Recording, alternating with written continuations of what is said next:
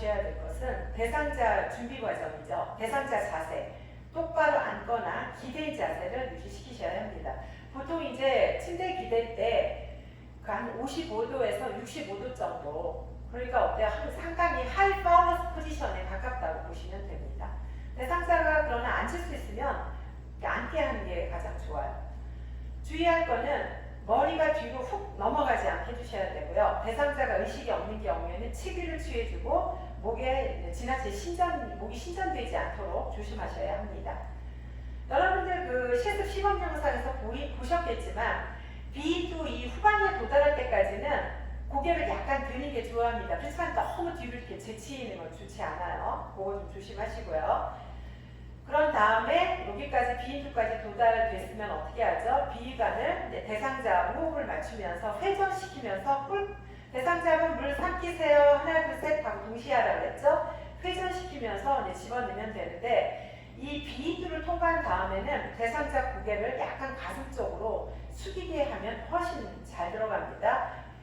요 두 개가 실제로 액티브 삽입할 때 상당히 중요한 팁이거든요. 잘 알아두시기 바랍니다.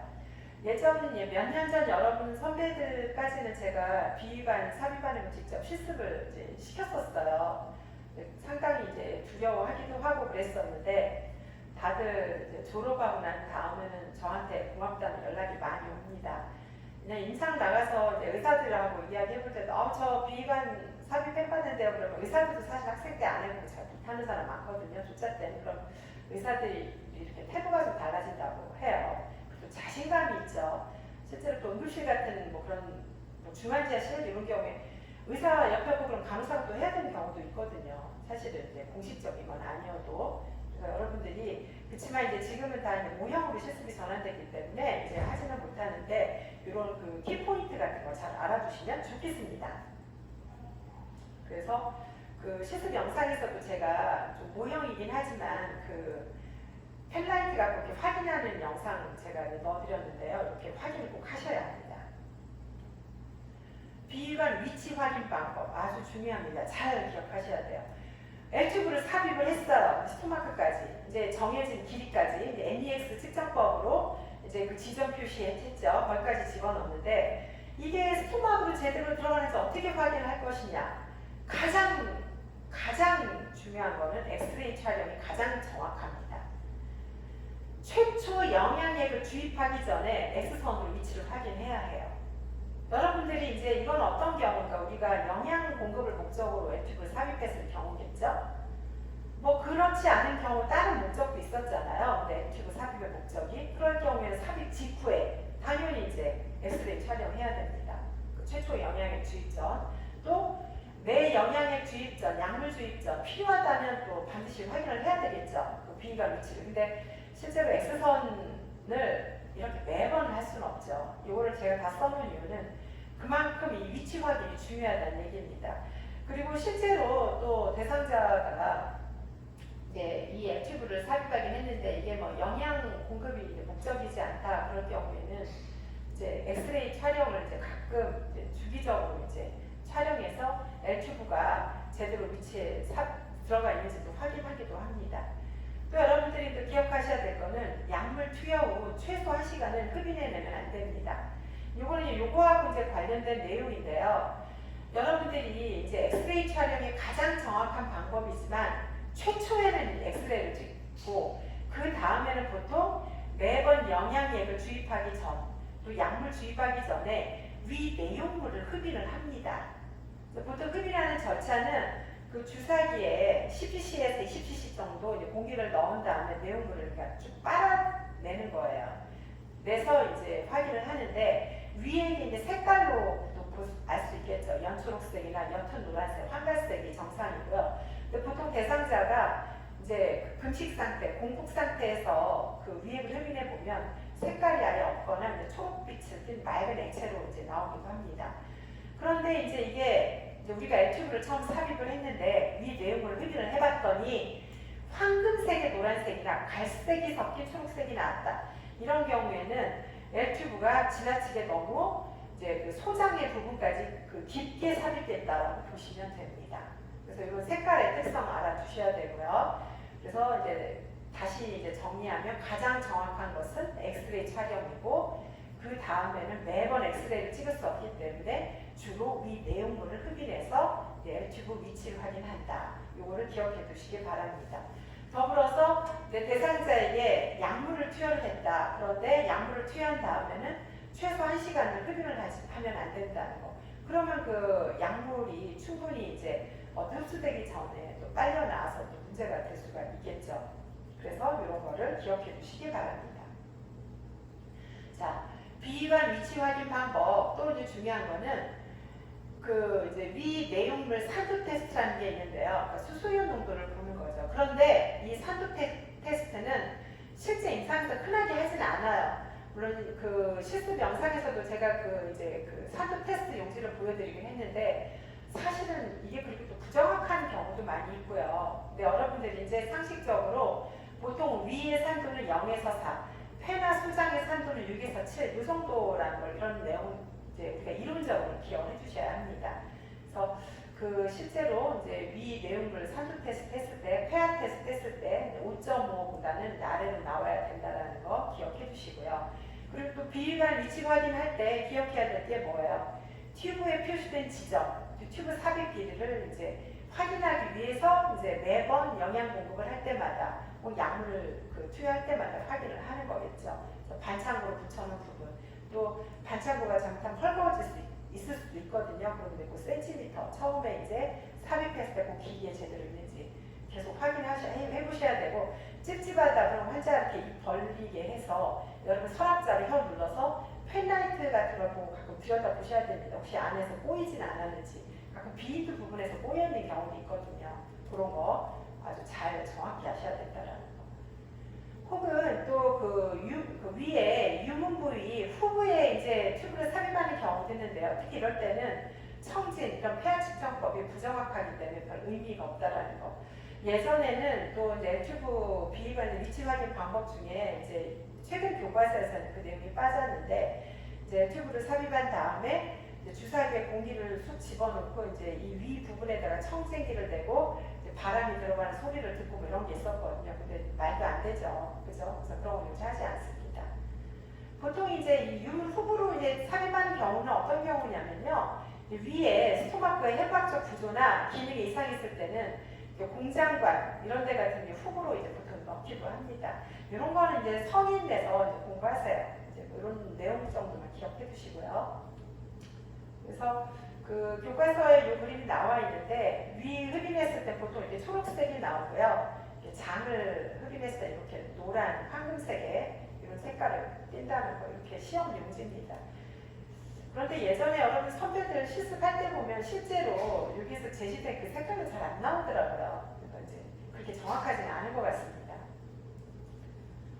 그 여러분들 뭐 생략 시간 이미 잘 배웠겠지만 우리가 이제 그 폐하 테스트 할 때 이제 애시드 레이지, 베이스 레이지 잘 알아두셔야 되겠죠. 산과 염기. 이게 보통 보면은 우리 HCl 염산은 산도 굉장히 강산이잖아요. 거의 0 정도라 보면 되죠. 그래서 위는 앞서서 얘기했지만 뭐 위에 그 HCl 들었으니까 아까 0에서 4까지라고 했잖아요. 이 스토마크는 1.0, 4.0 이렇게 되고 소변은 참고로 보면 5에서 6입니다. 그 ICF 갑자기 제가 말이 한글이죠. 또 ECF, ICF 생략해서 배웠죠. 세포 내, 그죠? 그리고 이제 보통 이제 7 정도가 이제 뉴트럴, 이제 중간 정도 단위라고 보시면 되고, 이제 블러드 감염 정도, 소장, 인테스틴이 8, 9, 10 정도 됩니다. 이런 거는 여러분들이 이제 꼭 기억해 두셔야 되겠죠. 자, 여러분들 또 이해를 돕기 위해서 이제 우리가 이제 요건 뭐 설명이 돼 있지만 실제로 이 트라키아가 있으면 트라키아 뒤쪽에 에스파우스가 위치해 있다고 했죠. 그래서 보통 이렇게 조영제 같은 거 이렇게 넣어서 이제 여러분들은 해부학적 위치 엑스레이 이렇게 감별할 수 있게 설명해 놓은 건데요. 실제로 에스파우스와 스토마크는 엑스레이에서 잘 관찰되지는 않습니다. 이 스토마크의 트라키아가 그 뒤쪽이기 때문에 그래요. 그래서 여러분들이 이제 의사들 같은 경우 이런 거 이제 열심히 많이 보고 연습을 하겠죠. 넘어가겠습니다. 그래서 NG 튜브가 이제 정상적인 위치에 이렇게 있는 사진이에요. 스토마로 잘 이렇게 들어가 있는 거고요. 여기는 이제 게스트로에스파즘이에요. 이제 그 스토막하고 식도하고 연결된 부분을 이제 말하는 거겠죠. 이런 경우는 어때요? 얘가 이 그 수직으로 이렇게 쭉 가긴 갔는데 위로 이렇게 꼬여 있는 것, 이런 일도 벌어질 수 있어요. 몇 가지 위까지 도달도 안 됐죠. 그래서 제가 이제 엑스레이 촬영이 가장 정확하다고 하는 게 그런 겁니다. 그래서 이런 식으로 튜브가 되어 있는데 제대로 위치 확인 안 하고 이제 영양액 줬다 어떤 일이 벌어져요? 식도 안에서 꼬여 있잖아요. 그래서 약물이나 영양제를 넣어주면 이게 기관지로, 그죠? 여기 칼이나 보이죠? 기관지로 들어갈 수 있다는 얘기인 거죠. 흡인이 굉장히 강조가 많이 되는 부분입니다. 튜브가 또 여기 보세요. 오른쪽 기관지로 들어가 버려요. 칼이나라는 게 여러분들 제가 호흡기계 강의할 때 많이 강조해서 이제 이성분 눈에 딱 들어오죠. 오른쪽 기관지로 들어가 버렸어. 이럴 때 무조건 빼야 되죠. 그리고 실제로 이렇게 튜브가 이제 의식이 있는 경우에는 들어갈 수도 없습니다. 대상자가 벌써 삽입할 때 기침하고 청색증 빠지고 힘들겠죠. 근데 무의식 대상자한테 튜브 삽입하는 경우 있잖아. 이런 경우는 대상자가 어떤 그런 증상 징후 제대로 표현을 못하기 때문에 이런 일이 벌어질 수 있어요. 그래서 당연히 무의식 환자에 튜브 삽입하면 무조건 엑스레이 찍어서 확인해야 됩니다. 그래서 이렇게 이런 경우에는 TB 지금 스토막 들어가자마자 이거 아주 짧게 위치해 있다는 얘기예요. 이러면 왜 문제가 될까요? 대상자가 자세 자꾸 움직이고 그러면 이 TB 이 스토마크와 에소파구스에 연결된 부분, 이 부분에서 이 위로 빠져나올 수 있겠죠. 그래서 이런 또 흡인의 위험성이 있잖아요. 그래서 조금 더 삽입할 필요가 있다는 거 보여드립니다. 그래서 이렇게 팁이 너무 깊게 삽입된 거죠. 그죠? 이렇게 이런 식으로 듀오데넘까지, 스토마크가 아니라 듀오데넘까지 간 거예요. 이런 경우 만약에 여러분들이 이제 튜브로 삽입한 다음에 위 분비물을 흡인해보면 어떤 색깔이 나오겠어요? 그 폐하 산도도 이제 그 소장의 그 산도로 뭐 한 7 정도만 그 이상으로 나올 것이고, 이 색깔도 또 파란색이 나온다는 이렇게 되겠죠. 이런 경우에는 여러분들이 튜브를 조금 잡아 빼면 되겠죠. 여기 정도 위치하게. 이제 제가 앞서 설명한 내용이 이해가 되시죠? 그러니까 제가 이런 그림을 또 괜히 보여드리는 건 아닙니다. 그래서 이거는 correct additive position, 제대로 예쁘게 잘 들어간 경우입니다. 그죠? 보이죠? 아주 예쁘게 들어갔죠? 이건 이제 이렇게 환자가 이제 옆으로 이렇게 누워서 사진 찍은 것 같죠? 이렇게 이런 식으로. 이거는 이제 잘못 들어간 튜브. 그래서 어디로 들어간 거예요? right lower로. 그러니까 오른쪽 그 기관지로 들어가 버린 거죠. 이거 이제 다른 튜브를 뭐 하고 있는 다른 튜브 사진은 되고. 그리고 얘도 역시 엔도 브론키얼 나조게스 튜브. 이쪽으로 다 잘못 들어간 경우죠. 이런 경우 많이 있다는 얘기인 거죠. 얘는 꼬였잖아요. 보이죠? 얘도 아까 한번 보여드렸죠. 이 식도 위에서 이렇게 꼬인 거죠. 그냥 영양액을 여러분들이 공급한다. 바로 그 기도로 흡입될 위험성이 아주 높습니다. 자, 비관 위치 확인 후 고정인데요. 이렇게 반창으로 붙일 수도 있고, 이렇게 오프레인 고정한다고 했어요. 그리고 이렇게 반창을 이렇게 붙일 수도 있고, 그래서 제가 이제 실습 영상에서도 보여드렸는데, 이거 각자 스타일이 있어요. 여러분들 병원 가시면 이제 여러분들 올드 간호사가 알려주는 방법 하시고, 나름대로 여러분들이 가장 편한 방법 하시면 됩니다.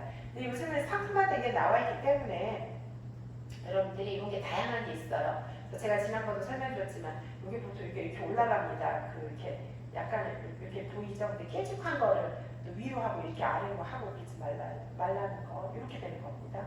근데 가끔 보면 이걸 뒤집어 사는 사람도 있더라고요. 근데 뭐 안 될 법은 없겠죠. 하여튼 고정되는 게 중요합니다. 그리고 또 제가 강조했던 게 이 튜브를 고정할 때 여러분들 이게 한쪽 콧구멍에 들어가 있잖아요. 이게 붙일 때 여기 튜브가 이렇게 위치하게 가운데로 붙이면 안 돼요. 그러면 대상자가 눈을 떴을 때 시야가 굉장히 어지러질합니다. 그 튜브가 걸리적거려서.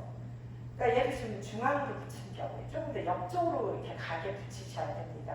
꼭 기억하세요. 자, 이 문제 한번 이제 풀어볼까요?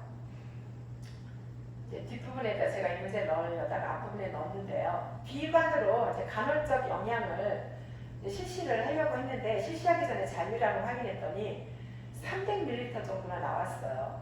근데 여러분이 아까 봐도 볼루스나 간헐적이나 지속적 영향이나 한 번에 1회 지속자인 건좀 빼죠. 가능적이 나왔네요. 1회 용량이 보통 200에서 300 정도 준다고 했잖아요. 근데 300이 나왔다는 건 그 전에 줬던 게 지금 하나도 소화가 안 됐다는 얘기잖아요. 그죠? 상식적으로. 그럼 간호사는 어떻게 해야 되겠어요, 여러분들? 계속 주면 안 되겠죠? 천천히 안 되죠. 무조건 주면 안 되죠. 세척이 중요한 건 아니죠. 일단 뭘까요, 답은?